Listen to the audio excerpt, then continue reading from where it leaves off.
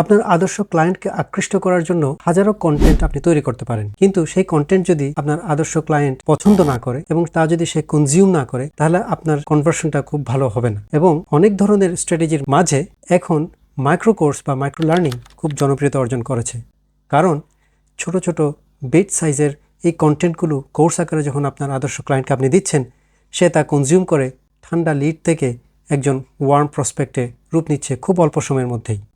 এবং বাংলাদেশের বাইরেও পশ্চিমা বিশ্বে বেশ জনপ্রিয় হয়ে উঠেছে, এমনকি কর্পোরেট জগতেও এই মাইক্রো লার্নিংটি এখন বেশ জনপ্রিয়। আপনি মাইক্রো কোর্সটি হয়তো তৈরি করতে পারবেন, কিন্তু আপনাকে জানতে হবে তা সঠিকভাবে কীভাবে লঞ্চ করবেন। মাইক্রো কোর্সটি লঞ্চ করার আগে অনেকগুলো ধাপ আছে, যেটাকে প্রি লঞ্চিং স্টেজ বলে।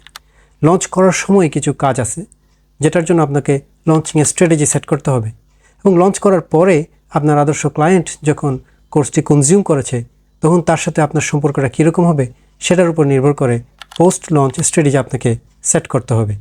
এই যে ধাপগুলো উল্লেখ করলাম, এগুলো কোনটাতে কিভাবে কি করবেন বিস্তারিত আমাদের বুকটাতে আমরা উল্লেখ করেছি।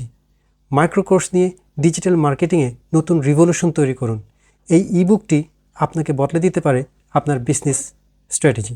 শুধু তাই নয়, এতে আপনি পাবেন আপনার বিজনেসটি কীভাবে শুরু করবেন, কীভাবে নিশ আইডেন্টিফাই করবেন, কীভাবে মার্কেটিং কন্টেন্ট তৈরি করবেন, কীভাবে আইডিয়াল কাস্টমারকে আপনি রিচ করবেন, এবং কীভাবে আপনি একজন হিরো হয়ে যাবেন আপনার আইডিয়াল কাস্টমারের। এই বইটি পাওয়া যাবে আমাদের ওয়েবসাইটে, অথবা আমাদের কমেন্ট বক্স এবং ডিসক্রিপশনে যে লিঙ্কটি দেওয়া আছে সেখান থেকে বই সম্পর্কে বিস্তারিত জানতে পারবেন।